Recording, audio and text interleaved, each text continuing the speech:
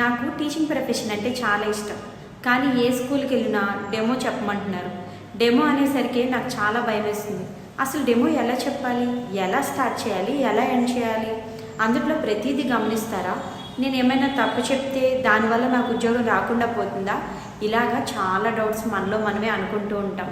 So ఇలా ఎవరైనా కొత్త టీచర్స్ డెమో క్లాస్కి వెళ్ళాలి అనుకుంటుంటే ఈ వీడియో మీకు ఖచ్చితంగా ఉపయోగపడుతుంది.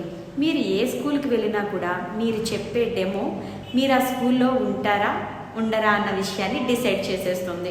సో లేట్ చేయకుండా డెమో క్లాస్ ఎలా ఇవ్వాలో చూసేద్దాం. So I'm Kalyani, welcome to my channel. ఇక్కడ నేను కొన్ని టాపిక్స్ని మీతో షేర్ చేసుకోబోతున్నాను. ఈ కొన్ని టాపిక్స్ని మీరు పర్ఫెక్ట్గా గుర్తుపెట్టుకుంటే ఖచ్చితంగా మీరు ఎలాంటి ఇంటర్నేషనల్ స్కూల్కి వెళ్ళినా కూడా ఆ జాబ్ మీదే. సో లేట్ చేయకుండా ఆ టాపిక్స్ ఏంటో చూద్దాం. First one, preparation. ఏ క్లాస్కైనా, ఈవెన్ మీరు జాబ్లో జాయిన్ అయిన తర్వాత అయినా కూడా ప్రిపరేషన్ అన్నది చాలా ఇంపార్టెంట్ రోల్ పోషిస్తుంది. మరి డెమోకి ఏం ప్రిపరేషన్ ఉంటుందండి అంటే ఖచ్చితంగా ఫస్ట్ మీరు ఒక టాపిక్ని సెలెక్ట్ చేసుకోండి. మీరు ఏ టాపిక్ గురించి డెమో ఇవ్వాలనుకుంటున్నారో ఆ టాపిక్ని కంప్లీట్గా ప్రిపేర్ అవ్వండి. కొన్ని స్కూల్స్లో మీరు చెప్పే టాపిక్తో పాటు స్పాంటేనియస్గా వాళ్ళే ఒక టాపిక్ ఇస్తూ ఉంటారు. అలాంటప్పుడు కూడా కంగారు పడకుండా మీరు చెప్పగలిగినంత వరకు స్పాంటేనియస్గా స్పందిస్తూ ఆ క్లాస్ని కంప్లీట్ చేయండి. సో ముందుగా మీకు నచ్చిన ఒక టాపిక్ని అయితే బాగా ప్రిపేర్ అవ్వండి. ఎప్పుడు మనం డెమో టాపిక్ మనకి బాగా తెలిసినది, మనం బాగా ప్రిపేర్ అయింది మాత్రమే ఎంచుకోవాలి. సో మీరు టాపిక్ ప్రిపేర్ అయిన తర్వాత మీ టాపిక్కి సరిపడగా ఒక టీఎల్ఎంని అయితే ప్రిపేర్ చేసుకోండి. ఇక్కడ మళ్ళీ మీకు ఒక క్వశ్చన్ రైజ్ అవుతుంది, అసలు టీఎల్ఎం అంటే ఏంటి? మీరు ఏదైనా ఒక టాపిక్ చెప్పబోయే ముందు దానికి సంబంధించిన ఉదాహరణలు కానీ లేదా ఆ టాపిక్ అర్థం అవడానికి కానీ మీరు ఏదైనా ఒక ప్రాపర్టీని యూజ్ చేయాల్సి ఉంటుంది. ఫర్ ఎగ్జాంపుల్ నేను ఇప్పుడు హ్యూమన్ బాడీ అనే కాన్సెప్ట్ గురించి చెప్పాలనుకుంటాను అనుకోండి. దానికి సంబంధించిన ఒక టీఎల్ఎం ఇది. మీరు ఇలాగా ఆల్రెడీ తయారైన మెటీరియల్ అయినా యూజ్ చేసుకోవచ్చు, లేదంటే మీ ఓన్గా కూడా మెటీరియల్ని తయారు చేసుకోవచ్చు. కొంతమంది థర్మాకోల్తో అలాగే వేస్ట్ మెటీరియల్తో కూడా కొన్ని థింగ్స్ తయారు చేస్తూ ఉంటారు. సో మీ ఓన్గా ప్రిపేర్ చేసిన టీఎల్ఎమ్స్కి మరింత వాల్యూ ఉంటుంది. So topic and TLM. Next one వచ్చేసరికి ప్రాక్టీస్. సో ప్రాక్టీస్ కూడా ప్రిపరేషన్లో one of the part, and practice is the best part of your preparation. So practice ఎలా చేయాలి? మిర్రర్ ప్రాక్టీస్ అనేది చాలా బెస్ట్ మెథడ్ అనమాట. మీరు మిర్రర్లో ప్రాక్టీస్ చేస్తున్నప్పుడు మీ ఫేషియల్ గెస్చర్స్ ఎలా ఉన్నాయి, మీ బాడీ లాంగ్వేజ్ ఎలా ఉంది అన్నది మీకు తెలుస్తుంది.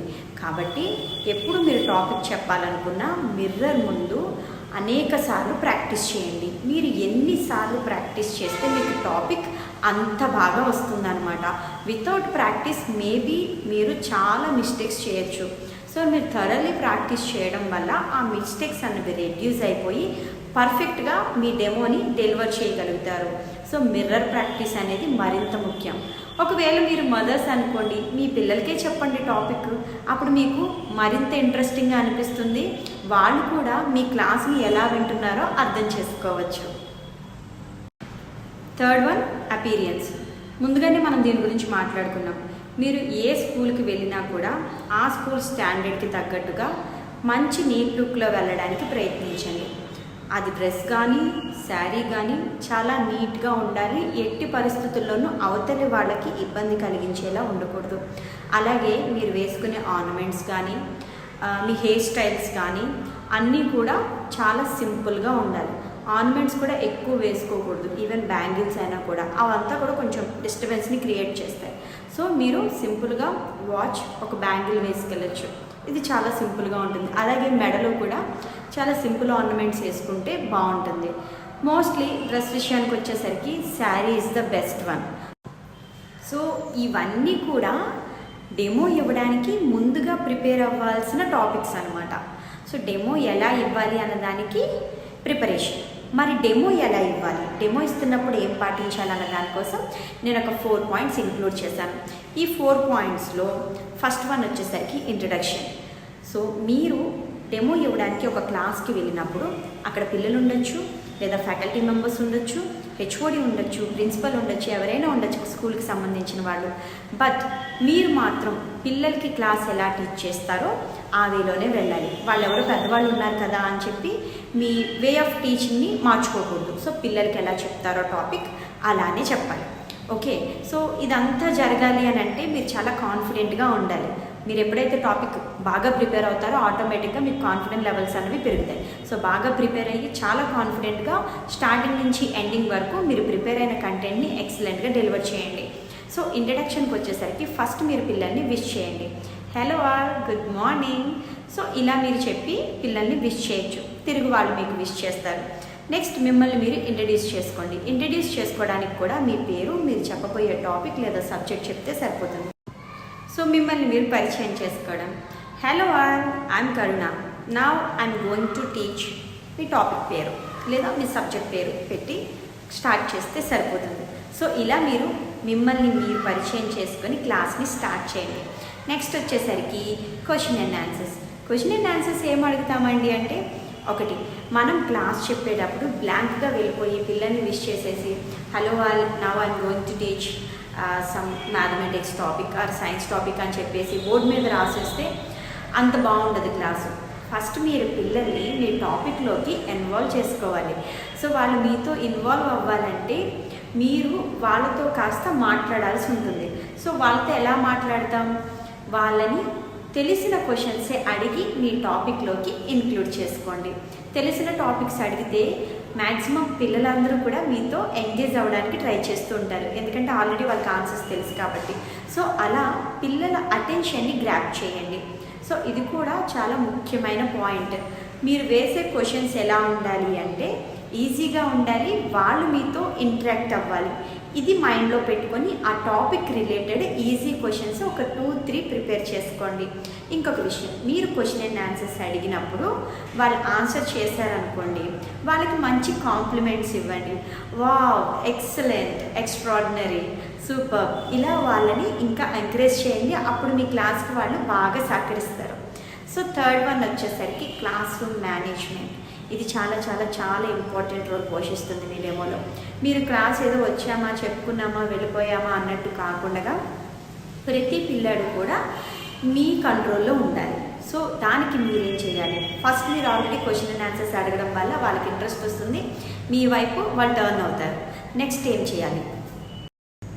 మీరు క్లాస్ స్టార్ట్ చేసిన తర్వాత మీ చూపు ప్రతి పిల్లాడిని కూడా మీరు కవర్ చేయగలగాలి. అంటే మనలో చాలామంది చేసే మిస్టేక్ ఏంటంటే, ఎవరైనా ఒక పర్సన్ అక్కడ కూర్చున్నారనుకోండి, ఇక ఒక్కరికే చెప్తూ ఉంటాం, మనకు కంఫర్టబుల్గా ఉంటుంది ఒక్కరిని చూస్తూ చెప్తే. బట్ అది కరెక్ట్ కాదు. క్లాస్లో ఒక 20 మెంబర్స్ ఉన్నారనుకోండి, 20 మెంబర్స్ని చూస్తూ మీరు క్లాస్ చెప్పాలి. త్రూఅవుట్ ద క్లాసు మీరు వాళ్ళందరినీ కూడా అబ్జర్వ్ చేస్తూ, ఎవరూ కూడా మీ కంట్రోల్ నుంచి బయటకు వెళ్ళకుండా క్లాస్లో ఇన్వాల్వ్ చేస్తూ మీరు క్లాస్ని మేనేజ్ చేయాల్సి ఉంటుంది. ఈవెన్ మీరు బోర్డు వైపుకి తిరిగి ఏమైనా రాస్తున్నా కూడా వాళ్ళు మీ కంట్రోల్లోనే ఉండేటట్టుగా వాళ్ళని మీరు ఇంటరాక్ట్ చేసుకొని మీ క్లాస్లోకి ఇన్వాల్వ్ చేయాలి. సో ఇవన్నీ కూడా మీరు చూసే విధానం, మీరు మాట్లాడే విధానం, మీరు అడిగే క్వశ్చన్స్ మీద ఆధారపడి ఉంటుంది. ఇంకా లాస్ట్కి వచ్చేసరికి ఎగ్జాంపుల్స్తో పాటుగా మీరు బోర్డ్ని కూడా యూజ్ చేసే విధానం. చాలామంది ఏం చేస్తారంటే పూర్తిగా వెనక్కి తిరిగి బోర్డు మీద రాస్తూ ఉంటారు. అప్పుడు పిల్లాడు ఏం చేస్తాడు? అల్లరి చేసుకుంటూ ఉంటాడు, మనం చూడం కదా.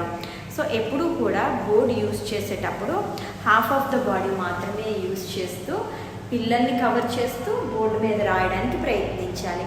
ఇది మీరు ప్రాక్టీస్ చేస్తే ఈజీగానే వస్తుంది. సో అలా మీరు పూర్తిగా టర్న్ అవ్వకుండా ఒక పక్కకు తిరిగి మాత్రమే రాయడానికి ప్రయత్నించండి. అలా రాస్తేనే పిల్లాడు మీ కంట్రోల్లో ఉంటాడు. సో ఇలా మీరు బోర్డ్ని యూజ్ చేసుకుంటూ ఎగ్జాంపుల్స్ ఇస్తూ మీ క్లాస్ని కంప్లీట్ చేయండి. మరి ఎగ్జాంపుల్స్ ఏమి ఇస్తాం? సో చూడండి, ఎగ్జాంపుల్స్ ఎప్పుడూ కూడా రియాలిటీకి దగ్గరలో ఉండాలి. రియల్ వరల్డ్కి దగ్గరలో ఉన్నప్పుడు పిల్లలు మరింత కనెక్ట్ అవుతారు. సో మీరు అలా ఎగ్జాంపుల్స్ని ఫ్రేమ్ చేసుకుంటే మీ క్లాస్ మరింత బాగుంటుంది. ఇక లాస్ట్కి వచ్చేసరికి కన్క్లూజన్. సో మీరు కంటెంట్ అంతా డెలివర్ చేసిన తర్వాత కన్క్లూజన్ కూడా ఎలా ఉండాలంటే, మీరు లెసన్ చెప్పేశారు లేదా ఒక టాపిక్ చెప్పేశారు, ఆ టాపిక్ మీద కొన్ని క్వశ్చన్స్ అడగండి. లైక్ రివైజ్ చేయండి. మీరు చెప్పిన టాపిక్ మీద వాళ్ళు చెప్పగలిగే క్వశ్చన్సే అడగండి. డెమో క్లాస్ కాబట్టి వాళ్ళు కూడా కొంచెం ఉత్సాహంతో మీకు ఆన్సర్ చేస్తారు. సో అలా సక్సెస్ఫుల్గా టాపిక్ని రివైజ్ చేస్తూ కన్క్లూజన్ అన్నది ఇవ్వండి. ఇంకా లాస్ట్లో మీకు ఈ ఆపర్చునిటీ ఇచ్చినందుకు థ్యాంక్స్ చెప్పడం మాత్రం మర్చిపోకండి. Thank you for giving this opportunity, లేదా thank you for giving this golden opportunity, I'm very thankful, thank you very much. ఇలా మీరు కొన్ని వర్డ్స్ని యూజ్ చేసి మీ డెమోని క్లోజ్ చేయాల్సి ఉంటుంది. ఇలా కనుక మీరు ప్రతి విషయాన్ని గుర్తుపెట్టుకొని డెమో ఇవ్వగలిగితే ఖచ్చితంగా ఎంత పెద్ద స్కూల్ అయినా కూడా మీరు సెలెక్ట్ అవుతారు. ఇక్కడ ఇంకొక చిన్న పాయింట్ చెప్తానండి. మనం ఇంతకుముందు డిస్కస్ చేసుకుంది మీ లాంగ్వేజ్. మీరు డెమో ఇస్తున్నప్పుడు మ్యాక్సిమం ఇంగ్లీష్లో ఇవ్వడానికి ట్రై చేయండి.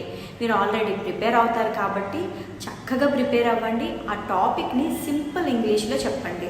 టూ డిఫికల్ట్గా ఉండకూడదు, పిల్లలకి అర్థం కావాలి కాబట్టి.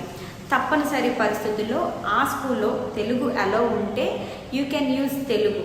సో ఆ మీనింగ్ అర్థం అవ్వడానికి మీరు తెలుగు వాడచ్చు. మ్యాక్సిమం కంప్లీట్ ఇంగ్లీష్లో ఇవ్వడానికి ట్రై చేయండి. అప్పుడు ఇంకాస్త మీకు మార్క్స్ ఎక్కువ వస్తాయి. సో మీరు ప్రిపేర్ అయితే ఇవన్నీ కూడా సాధ్యమవుతాయి. వితౌట్ ప్రిపరేషన్ ఇవేం జరగవు. మరి ఇన్ని ప్రిపేర్ చేసుకోవడానికి మోస్ట్లీ మీకు 1 or 2 days సరిపోతుంది. సో ఒకసారి మీరు డెమో అనేది ఇచ్చేస్తే తర్వాత మీరు డైలీ క్లాసెస్ చెప్పుకుంటారు కాబట్టి ఆటోమేటిక్గా మీకు అర్థమైపోతుంది అనమాట. సో ఇక్కడ డెమో చెప్పేటప్పుడు ఇంకొక విషయం మీరు గుర్తుపెట్టుకోవాలి.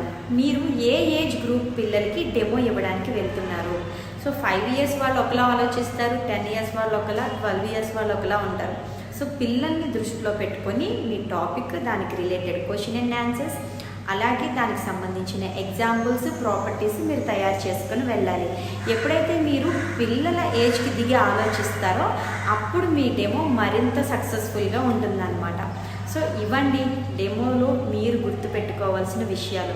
మీకు ఇంకా ఏదైనా డౌట్ ఉంటే కామెంట్ సెక్షన్లో తెలియచేయండి. దానికి సంబంధించిన వీడియో చేయడానికి ఖచ్చితంగా నేను ప్రయత్నిస్తాను.